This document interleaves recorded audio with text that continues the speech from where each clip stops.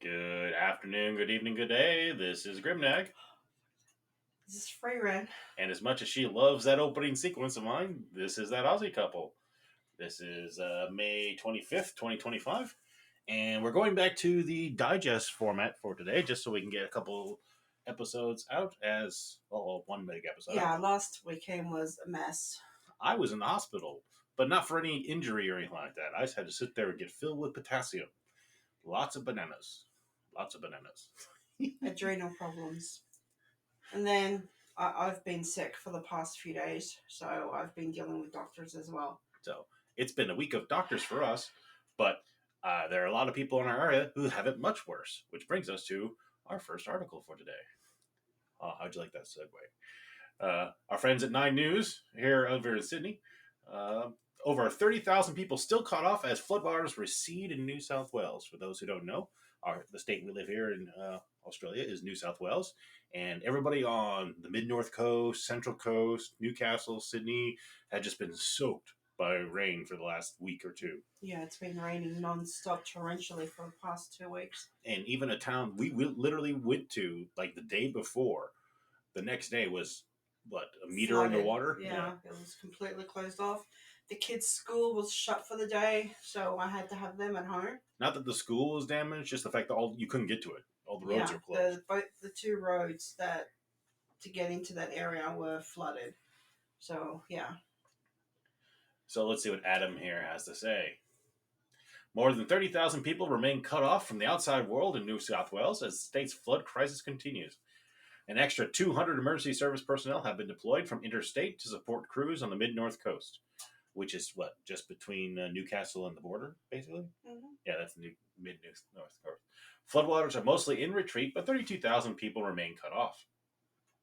14 towns in the region are completely isolated, including Croaky, Moto, Southwest Rocks, Hathead, Crescent Head, Luth Park, Gilliston, Duckenfield, Miller's Forest, Woodbury Swamp, Lambs Valley, Annabah, Hinton, I was right the first time, and Austerley. I just like saying all the Australian names. What was it?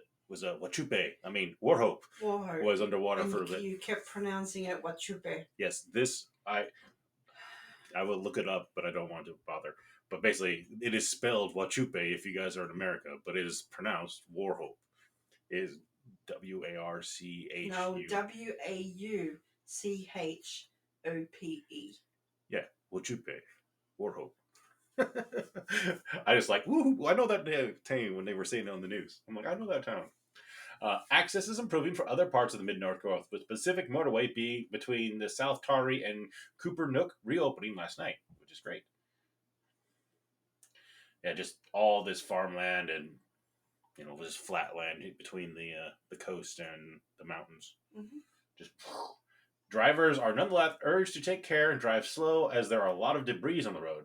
The Bureau of Meteorology has issued final flood warnings for the Clarence, Bellinger, Mackley, Hastings, and Manning Rivers, as well as the St. George's Basin. However, flood warnings remain in place for the Hunter, Hawkesbury, and Orna Rivers, as well as the Tugger Lake, which is right down the road. Yeah. So, lots of areas around in our area still wet. We are safe, but our hearts go out to everybody who isn't. But at least most people have been. A lot of people have lost their homes. Yeah. A lot of people have lost their businesses. The Bureau has forecast a dry, cold week for much of the state, which is a much improvement over a wet, cold week. A strong cold front will cross most of New South Wales tomorrow and Tuesday, bringing wintry conditions with showers and blustery westerly winds. With this followed by a slow-moving high-pressure system that will extend a ridge across the state, bringing generally dry and stable weather patterns from midweek. So, yeah, the southerlies always bring rain. Yeah, well. So westerly is good. Yeah, because it comes from the dry middle portion of the country versus coming from Antarctica. Yeah. Well, that was, local current news for us. We like to tell everybody that we've actually lived through. Yes, and as we've told our family over there, we're fine. Everybody's fine over here. It's just in our region. We'll be helping out the folks in our region here as we can. So, our thoughts and prayers, basically, and hopefully, probably some back work here to help out those locals that need to be digged out. Yes, he has. Yes. Okay. In other local news, Odd that I found this one on news.com in Australia because I'm like, okay, lifestyle stories are kind of like, here or there. I'm surprised you picked this one. What made you pick the ultimate way to deal with a toxic friendship? I don't know. I don't have any friends, so Our daughter has friends. yes, our daughter has friends, and I keep an eye on that because I know what females can be like in friendship groups. I didn't say it. You said it. A sad and toxic trend is on the rise within female friendship groups. It even says it in the article. An expert has now revealed the best way to deal with it. Uh, as a high performance coach and organizational psychologist, I've seen all kinds of workplace dynamics, but one of the most unsettling is successful women tearing down other women. It's corrosive, often subtle, and incredibly damaging. Women are very, as we say, Bitchy? bitchy. Yeah, where it's just like, nyang, nyang, nyang, nyang, get you in the back type thing. Backstabbing, yes. Or you're more than just a pretty face, as our current backhanded compliment of the week has been. Uh, Ask women who've been on the receiving end of female bullying how it felt, and the response is often the same: sucker punched, blindsided, and sideswiped. They never saw it coming.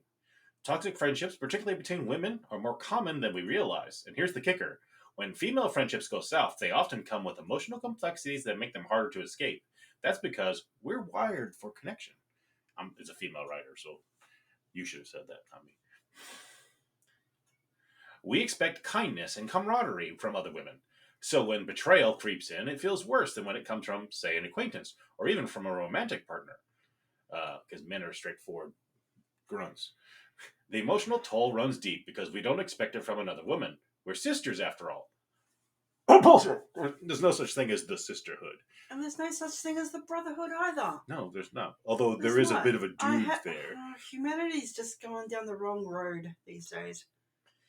So why is it that sisterhood can sour so quickly?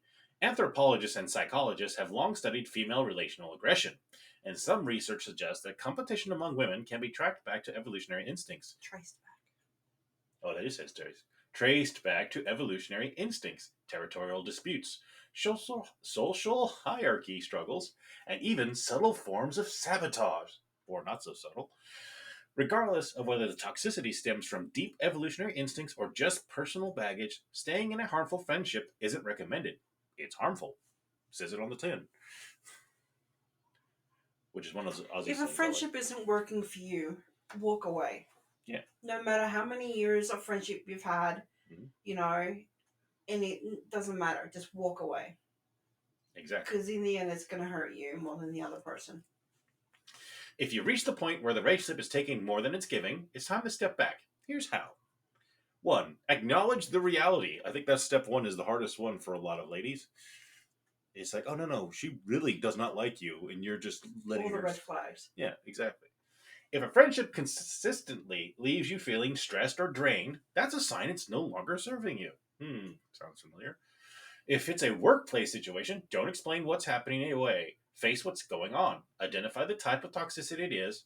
Are they being disrespectful or something more sinister like frequent and repetitive bullying? Choose your approach. Some friendships require a direct breakup conversation. Others benefit from gradual distancing. If it's a workplace relationship gone wrong, approach it strategically. Consult with a mentor, or if necessary, HR if safe to do so. Like it's not the boss and the person is No, you just don't. In workplaces, you just don't let yourself be drawn in. You just sort of. It's hard to just ignore the comments. Just ignore the comments. I had one dude back at Goldstone who was like that, who was just like an ass.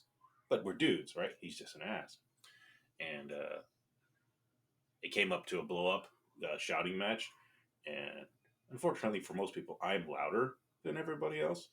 And even though we were on the floor, like between 3 steel doors between us and everybody else, other folks heard us, right? And it was kind of, he doesn't work on the same shift as you anymore type situation after that. And eventually he didn't end up working there at all after a while because he was kind of an asshole to everybody, not just to me. I haven't had direct bitches to my face. I've always had the ones that talked behind my back. And then I end up finding about it because somebody has the guts to come and tell me. And then I either confront the person that's talking behind me, like behind my back, or I just let them. Don't care. Because it's not worth the effort. It's not worth the effort. It's too draining. It's enough worrying. It's just doing your work, especially the job that I was in, let alone worrying about, Other people's other crap. people. So I just stayed out of the office and went to one of the satellite offices. Hmm. It was a better way to Well, at least you had avoid that them. option. Yeah. Set clear boundaries. If you decide to talk it out, be firm and honest. I don't feel our friendship is healthy for me anymore, and I need to step away. That doesn't sound like a phrase. That's what I keep telling our daughter. That if it's not working for you, if it's draining you and stressing you out, then take a step back. Excuse me. And analyze the situation and say, find other friends or just talk to them when absolutely needed. Right. At work, it might not be so cut and dry, especially if it's a peer or your boss. I would advise getting support to come up with a strategy that maintains your sanity and doesn't end your career. Often, when a woman outs another woman, it is a career limiting move to call it out. Figure out how much support you will receive from your workplace and whether it's worth the risk. Again, this is such a women thing. It's schoolyard all over again, just on an adult level. Yeah, but again, that's very female schoolyard too. Men don't like cut other people off like that. See, in my the last job that I had before getting married and leaving the workforce, there was like 5 of us girls, and all 4 of them were Little Miss Populars, Mm-hmm. and they competed between each other. Went out together, blah blah. And I was like the one that was behind the curtains, head down, working hard, doing my job, and I just ignored them. Maintain professionalism at all times. Bury your guilt. Prioritizing your peace isn't selfish. It's leaving a toxic friendship means walking away from a job, a social circle, or an environment that no longer serves you, so be it. At work, it's the same deal, but it needs to be managed differently. If you have to leave the organization because you can't see a constructive way to remove yourself from the toxic colleague's firing line, get out before you lose your confidence and strength and pursue better professional opportunities. Ending a toxic friendship isn't an act of cruelty, it's an act of self preservation. And when you finally step away, you create space for friendship that feels lighter, genuine, and mutually uplifting. So here's your reminder you get to decide the terms of your relationship. You hold the power, you write the script. Exactly. It's friendships are two-way streets. I would keep my work friendships and my social friendships apart. Separate. Because if something happens on the outside, it gets dragged into your workplace. Yeah, and you don't want that. Just like you don't work with your wife. Or your partner or anything like that. You'd be able to work with me. I'm not that bad. Just because I'm a perfectionist and I have OCD. I'm good. Don't look at me like that. I like the reactions where it's like, I don't even have to say anything. You just kept that little sentence going. Well, with that bombshell statement, let's move on to the next story. What bombshell statement? That we'd work just fine together. This one comes from Ars Technica. You have to do what I say. Steam OS 3.7 brings Valve's gaming OS to other handhelds and generic AMD PCs. Yay, finally! So, before we read the article, what do you know about Steam OS? Nothing. Okay. I just use the app to play my games. That's it. That's all I know. Alright. What if you didn't have to use Windows to play games? God, if I didn't have to use Windows for anything, I'd be happy. That's Steam OS. Steam OS is a Linux build designed to work with Steam. Is it Linux or Linux? Don't even open that Can of worms. Oh my god, the nerd comments. I say Linux. I'm just going to say Linux. I'm going to continue to say Linux because it makes sense to me. I'm not Linus. Focus is currently on AMD-based PCs with hardware similar to the Steam Deck, which, unfortunately, most of our computers are Intel-based. But other than that, eventually. Valve is releasing version 3.7 of SteamOS to the general public, and among the routine updates and changes is a big one. This is the SteamOS release that finally adds official support for some kinds of PC hardware other than Valve's Steam Deck. Before this point, you basically had to make your machine think it was a Steam Deck and kind of add stuff in it afterwards to make it work. But you could do it because Linux is an open source OS. This is just their build of it. Valve mentioned certain specific handhelds as having either official or improved support, including the Asus ROG Ally, which I'd love to have, the Lenovo Legion Go, and the Lenovo Legion Go S. It also includes directions for configuring the original Legion Go and ROG Ally for SteamOS installation. But Valve says that only the Steam Deck and Legion Go S have fully baked SteamOS support. Well, that's good to know. The release claims to run on other AMD-powered handhelds more broadly, implying that most third-party handheld PCs with Ryzen Z1 or Z2 series processors ought to support at least some basic functionality. All other AMD desktops and laptops have a decent shot at being supported too. It was previously possible to get a SteamOS-like experience on third-party hardware using a community-maintained distribution like Bazite, but at least some hardware will now be able to get SteamOS right from the source. This update comes with just a couple weeks of Valve's announced a new SteamOS compatible label for games that would be displayed separately from Steam Deck compatible information. AMD only for now. If you want there to be a chance for your desktop or laptop to work with SteamOS, it will have to be an all AMD on inside, which, again, understandable, because they're basing it off of... Do you know any idea of the difficulties of making an OS work on a different computer? No. Okay. I don't know why I chose this article, because now I'm just like, I know nothing. It's nerddom. This is like nerd well, to nerd. I'm not a nerd. I'm going to go ahead and we don't need to finish reading this one because it's going to ours gets deep into the tech woods that are good for me, but not for you. And basically the idea is that basically Steam's made their own version of Windows, right? But it's not Windows. So in other words, it doesn't run Windows, it runs Linux, right? It's a different OS, just like Apple is different than Windows, right? Obviously. Well, I know that much. Yes. And I made that comparison specifically because I know you knew that, right? Well, the idea is that with your existing box, you could load up OS at Linux OS, right? And run the entire PC off of that instead of off of Windows. Currently, that means you can basically run all your games that run in Steam and like browsers and a couple of basic things like that. So anything Linux based, which is great for a lot of stuff. You could still use Blender, but you might have issues with Daz. I don't know if Daz has a Linux version, for example. So some of your workflows wouldn't work. But for those who just want a gaming box, so we're looking like if you're trying to replace a Windows XP, an Xbox or something like that, you just wanted a PC gaming box. Yeah. Your computer? Yeah. That's what you would do. You go, okay, boom, put this on there. Or one of the older PCs to try it out and see how it works. So in other words, hey, look, it's just Steam. That's all that's in this box, which makes it a lot like an Xbox, where it's like it's just the game box. That's it for Mr. So-and-so in the other room. Type thing. Who is sucked into watching The Mandalorian now. I don't know why he's come to it so late in the game. After it basically fell off the face of the planet. Yeah, maybe he's getting ready for the movie. That'd be an excuse to go see a movie with him. Yeah. I don't know. We'll see. He's still on. I think he just finished season 1. All right. Last story. This one's more for us. Thinks this one comes from Forbes. Arc Raiders gets a promising imminent release date update. And we'd seen earlier things about a possible ARG showing a countdown timer for Steam Fest. But let's see what this story says. Boom. Players recently fought and stealthed their way from the Arc Raiders closed alpha, and almost everyone had the similar thought. This game seems ready for release. That's not usually the case with an alpha, and while there were certainly balance issues, it felt like a complete game, perhaps minus a few things that were being held in test. But it didn't even look like it needed, say, visual polish. There may be a reason for that. Some players believe they found the actual release date for Arc Raiders, which may be imminent.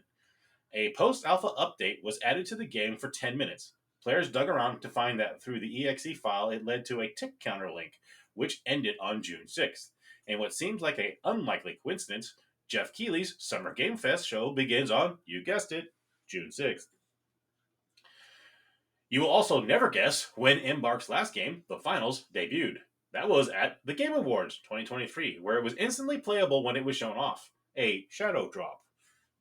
The one difference was there was an actual open beta for the finals a month before the Game Awards, where there was not been anything like that here. But, 1, the game feeling ready to release, and 2, this dug up date being the day Summer's Games Fest starts. 3, Embark shadow dropping the finals at a different Keighley event. I mean, that all points to the idea that this June 6th date, just under 2 weeks from now, may in fact pan out. Arc Raiders was viewed as a solid new entry into the extraction shooter genre during its last closed alpha, with its player count increasing each day during the test. It also had the benefit of running the test at the same time as rival extraction shooter Marathon, which has been pushed back. Why is it called extraction? Because for me, extraction is when you go in, find someone, and get them out. Okay. So instead of it finding someone, it's finding something. The idea is that you go in and get your stuff, so you can run. You have quests in Arc Raiders. You can have quests to do stuff. Yeah, but and is it get really things. still an extraction? Yeah, because you're extracting stuff. Or you're extracting yourself? And yeah, because again, it doesn't count unless you get your ass out. Hence, you're extracting yourself. That's where the genre comes from. But Marathon got pushed back till next year at least. Oh, yeah. Yeah, again, agreed. The upcoming Bungie game, most players would say it compared very favorably. Marathon was unfinished in what felt like a true alpha test ahead of an alleged September 23rd release date. Bungie just stumbled into a controversy when it was revealed that stolen art assets have also been used in the game, among other problems. Arc Raiders has no such controversy, and it would simply not be surprising if it dropped at Summer Games Fest. One issue with Shadow Drops, however, is that everyone is suddenly rushing to play all at once, creating server or login issues, which is exactly what happened with the finals. But hopefully, they're preparing for that. Well, I'm hoping it's not a Shadow Drop. I'm hoping it's a open beta to release next month type thing, right? Say, hey, look, get into the beta. We're dropping it now, and then at the end of June, it goes to full launch. So that those of us who haven't bought anything can actually give it a shot, see if we want to pay the monies, and then pay the monies. Yeah, well, I haven't received any emails, so we'll see. Oh, the other game that I said to you last night was Dune. Yeah, Dune. We're waiting on Dune. Which is an actual MMO, which is Dune. In June. Not Dune. Dune. Dune. Dune. Dune in June. Dune. Is Dune is Dune. Dune is Dune. Dune. Dune. Dune. Dune. Dune. We're doing the Dune joke again. It's June, which is next month. Dune. Dune comes out in June. And, but yeah, that one is an MMO. Ark's not an MMO, but. Yeah, well, but you know what I meant.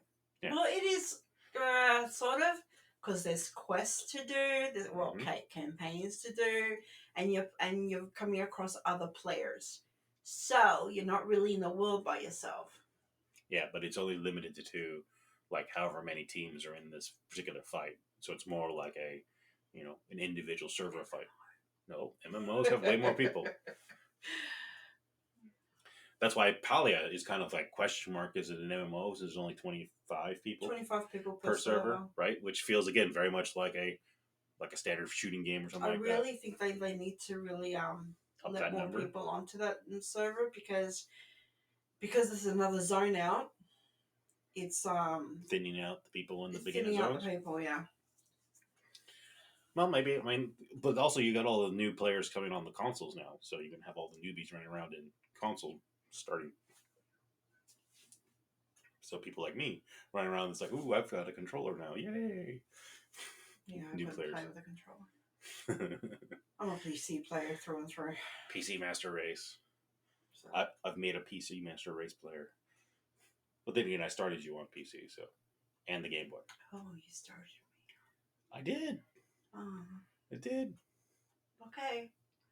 What did you play before me? What did I play before you? Uno. On what? Card game? Yeah, the card game. Yeah, there you go. All right. Oh, come on. Yes, so my first ever game was World of Warcraft, and I only played that was because it was the only way I could kind of hang out with you, because we were in two different countries. And then I gave you my Game Boy, and you played Puzzle Quest. Yeah. That was the only other game you basically ever played was Puzzle Quest, and WoW. Yeah. That was it. Yep. WoW on dial-up. Oh yeah, you were on dial-up back then. I was on dial-up. Remember? You were in Stormwind, the Dead Sun of Stormwind. I was still at the gate trying to get in. I was watching you jump as you got closer. And even when we left that Stormwind, there'd be times where it's just like, where are you? And you're like 15 people behind. I was like, oh. Yeah, I was on dial-up. Well, I mean, it helped that you played a druid, so you could stealth your way through everything. I miss WoW sometimes. I don't miss the toxicity of WoW though. I mean, I there's don't actually miss WoW per se. I just miss being drowning myself in a game. You know, losing the hours in a game, right. which I've been doing lately with Parlia because I'm waiting on other games to come out. But Miss multi-thousand numbers of hours in individual games.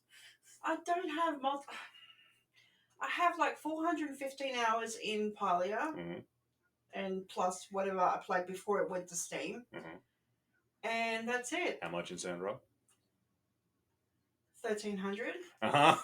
Okay. Only because I So we're up did to 17. testing. Yeah. Only because I did testing. We're up to 1,700 out of And 2 games. Evershine, I'm going to have a lot more hours because I'm going to be doing alpha testing for them. Yeah. And that's just how you play games. You're very much I'm going to dump a lot of time into a game once it's got me in. If I like the game, yes, it does tend to suck me in. Versus me, who's very much a 5-minute man. I'm not a 5-minute man. You're a 5-minute man. And our kids are just like you. No, Jet's been playing Roblox like consistently for days on days and days. Yeah, but not the same game. No, but he's definitely in one genre. He I won't And play that game anywhere else. Bella, Bella's she's not much of a gamer at all. She'll play occasionally. Yeah. But she's not like She's more of an anime watcher. Yeah. But you know what? That's good. Kids are different. We're different. We're not all the same. Well, we raise them to be unique individuals. Yeah, well, they're definitely unique. Well, with those wonderful words of wisdom and joy and a glance into parenting, we leave you guys at that. We hope you have a great one. Stay safe out there. Stay dry. You know. Yep. You have a great one. And this is Grimnag. Frieren. Out and talk to you next week. Bye. Bye.